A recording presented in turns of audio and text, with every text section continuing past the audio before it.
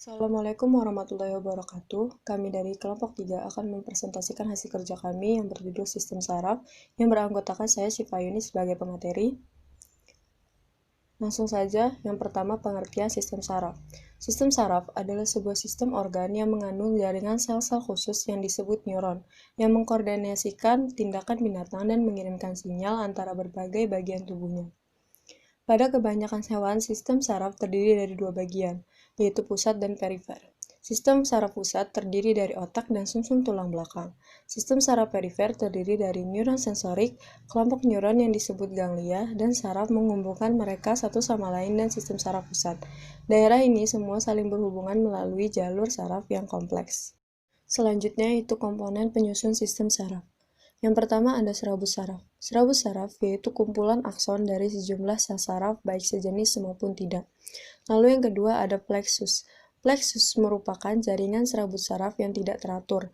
Plexus dapat ditemukan adanya badan sel saraf meskipun tidak selalu.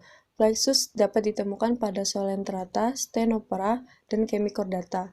Pada jenis hewan tersebut, plexus biasanya berfungsi sebagai sistem saraf pusat. Yang ketiga ada ganglia, yaitu kumpulan sel saraf berbentuk nodul, bulat atau membulat, dan memiliki batas yang jelas, dilapisi jaringan konektif, dan mempunyai badan sel saraf serta serabut saraf. Selanjutnya yaitu struktur sistem saraf. Unit terkecil penyusun sistem saraf adalah sel saraf disebut neuron. Setiap satu sel saraf atau neuron terdiri atas bagian utama yang berupa badan sel saraf, dendrit, dan akson. Badan sel saraf adalah bagian sel saraf yang paling besar. Di dalamnya terdapat nukleus dan sitoplasma. Di dalam sitoplasma terdapat mitokondria yang berfungsi membangkitkan energi untuk membawa rangsangan. Dendrit adalah serabut-serabut yang merupakan tonjolan sitoplasma dan berfungsi untuk menjalarkan impuls saraf menuju ke badan sel saraf. Dendrit merupakan percabangan dari badan sel saraf yang biasanya berjumlah lebih dari satu pada setiap neuron. Akson atau neurit merupakan tonjolan sitoplasma yang panjang, lebih panjang daripada dendrit, berfungsi untuk menjalarkan impuls saraf meninggalkan badan saraf ke neuron atau jaringan lainnya. Jumlah akson biasanya hanya satu pada setiap neuron. Di dalamnya terdapat benang-benang halus yang disebut neurofibril. Di bagian ujung yang jauh dari badan sel saraf, terdapat cabang-cabang yang berhubungan dengan dendrit dari sel saraf yang akson terbungkus oleh beberapa lapis selaput mielin yang banyak mengandung lemak. Selaput mielin disusun oleh sel-sel Schwann. Lapisan mielin yang paling luar disebut neurilema. Lapisan tersebut berfungsi untuk melindungi akson dari kerusakan. Sel saraf dapat dibagi menjadi 3 kelompok, yaitu sel saraf sensorik, sel saraf motorik, dan sel saraf intermediat atau asosiasi. Yang pertama, sel saraf sensorik. Fungsi sel saraf sensorik adalah menghantar impuls dari reseptor ke sistem saraf pusat yaitu otak dan sumsum tulang belakang. Ujung akson dari saraf sensorik berhubungan dengan saraf asosiasi atau intermediat. Yang kedua, saraf motorik. Fungsi sel saraf motorik adalah mengirim impuls dari sistem saraf pusat ke otot atau kelenjar yang hasilnya berupa tanggapan tubuh terhadap rangsangan. Badan sel saraf motorik berada di sistem saraf pusat. Dendritnya sangat pendek, berhubungan dengan akson saraf asosiasi. Selanjutnya, sel saraf intermediat atau asosiasi. Sel ini dapat ditemukan di dalam sistem saraf pusat dan berfungsi menghubungkan sel saraf motorik dengan sel saraf sensorik atau berhubungan dengan sel saraf lainnya yang ada di dalam sistem saraf pusat. Sel saraf intermediat menerima impuls dari reseptor sensorik atau sel saraf asosiasi lainnya. Berdasarkan bentuk, neuron dibagi menjadi 3 jenis, yaitu neuron unipolar, neuron bipolar, dan neuron multipolar. Yang pertama, neuron unipolar. Neuron unipolar hanya mempunyai satu serabut yang dibagi menjadi satu cabang sentral yang berfungsi sebagai salah satu akson dan satu cabang perifer yang berguna sebagai satu dendrit. Jenis neuron ini merupakan neuron-neuron sensorik saraf perifer. Yang kedua, neuron bipolar. Mempunyai 2 serabut, 1 dendrit, dan 1 akson. Jenis ini banyak dijumpai pada epitel olfaktori dalam retina mata dan di dalam telinga. Yang ketiga ada neuron multipolar. Neuron multipolar mempunyai banyak dendrit dan 1 akson. Jenis neuron ini merupakan yang paling banyak dijumpai pada sistem saraf sentral. Selanjutnya ada fungsi sistem saraf. Secara umum, sistem saraf memiliki 3 fungsi pokok yang saling tumpang tindih, yaitu input sensoris, integrasi, dan output motorik. Input adalah penghantaran atau konduksi sinyal dari reseptor sensoris, misalnya sel-sel pendeteksi cahaya di mata, ke pusat integrasi. Integrasi adalah proses penerjemahan informasi yang berasal dari stimulasi reseptor sensoris oleh lingkungan, kemudian dihubungkan dengan respon yang sesuai. Output motorik adalah penghantaran sinyal dari pusat integrasi, yaitu sistem saraf pusat, ke sel-sel afektor, sel-sel otot atau sel kelenjar yang mengaktualisasikan respon tubuh terhadap stimulus tersebut. Selain ketiga fungsi tadi, yang output, integrasi, serta input, ada berbagai fungsi lainnya, yaitu menerima berbagai sensasi dari dalam dan luar tubuh, bereaksi pada sensasi tersebut, menghadapinya secara otomatis atau merasakan dan memikirkannya, menyimpan memori dan melepaskannya bila dibutuhkan, mengekspresikan emosi, mengirimkan pesan untuk otot, kelenjar endokrin, dan organ lainnya, lalu mengontrol tubuh dengan mempertahankan kesehatan, menghindari atau menghadapi bahaya, dan meningkatkan aktivitas yang menyenangkan. Selanjutnya, materi akan disampaikan oleh rekan saya. Baiklah, saya Oktanula Wiranti, NPM 1811060469. Selanjutnya, di sini saya akan menjelaskan mengenai sistem saraf pada hewan. Nah, sistem saraf pada hewan terbagi menjadi dua bagian, yaitu sistem saraf pusat dan sistem saraf tepi. Sistem saraf pusat terdiri atas otak dan sumsum tulang belakang.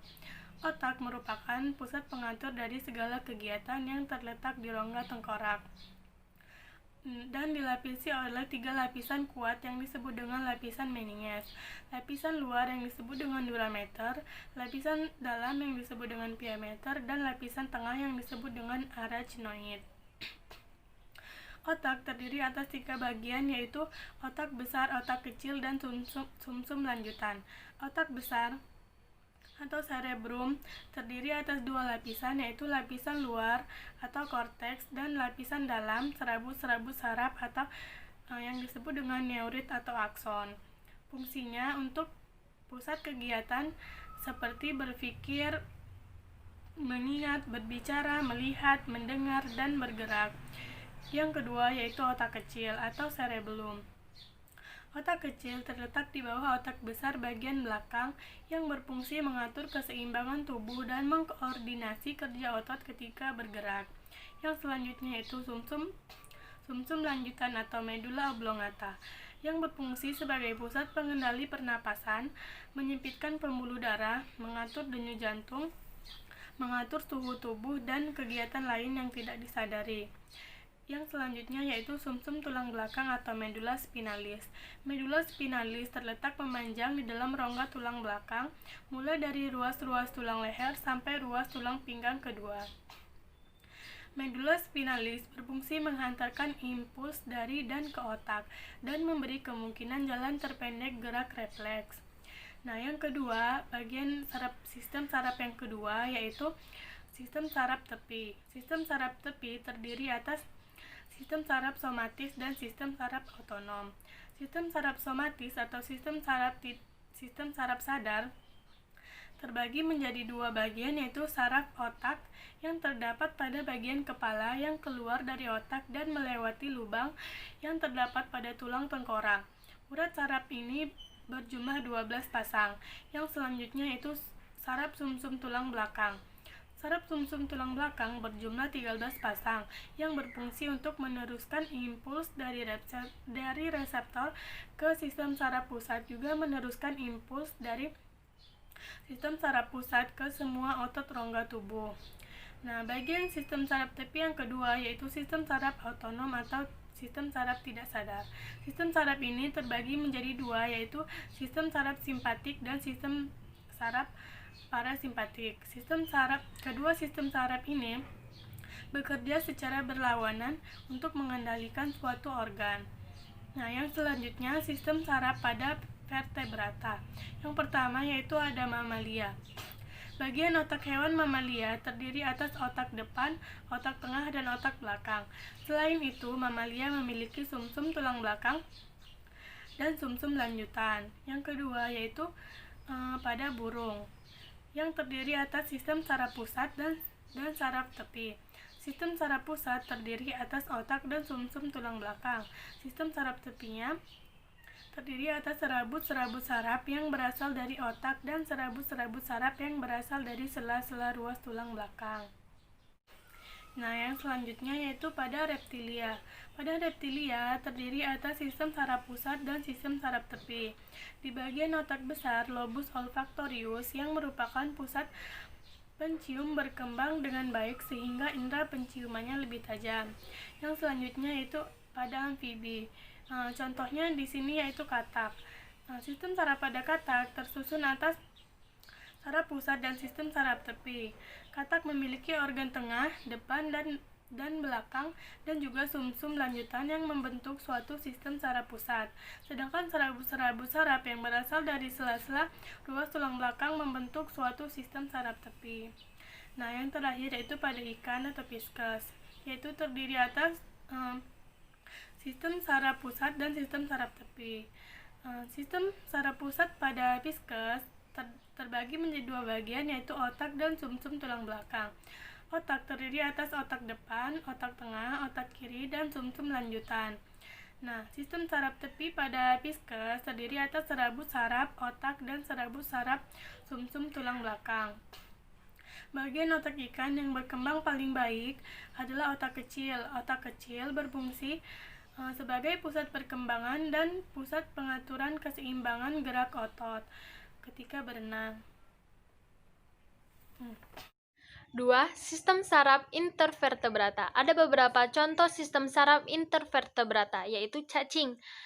Hewan cacing famous memiliki sistem saraf berbentuk seperti tangga tali yang memanjang dan arah kepala ke arah belakang atau ekor. Pada sistem saraf tangga tali terdapat berkas saraf yang membentuk simpul-simpul di bagian tertentu yang disebut ganglion atau ganglia jamak.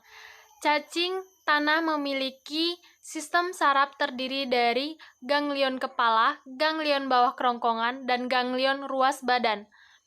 Di antara ganglion kepala dan ganglion bawah kerongkongan memiliki dua buah saraf penghubung. Di antara ganglion bawah kerongkongan dan ganglion ruas badan memiliki satu saraf penghubung. Yang kedua adalah serangga. Salah satu contoh serangga adalah belalang.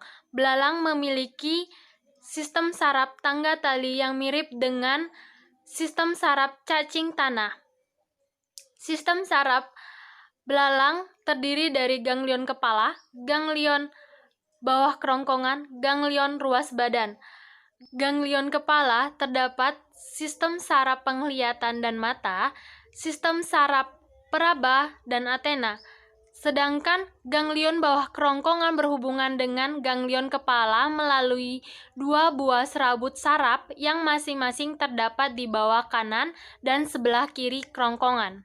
Ubur-ubur dan Hydra sp. Ubur-ubur dan Hydra sp belum memiliki sistem saraf dan sel-sel saraf ubur-ubur dan Hydra sp menyebar secara merata ke seluruh tubuh dan berhubungan satu dengan yang lain membentuk suatu anyaman. Sel-sel motorik berakhir pada sel saraf otot, sedangkan sel saraf sensorik berakhir pada permukaan tubuh.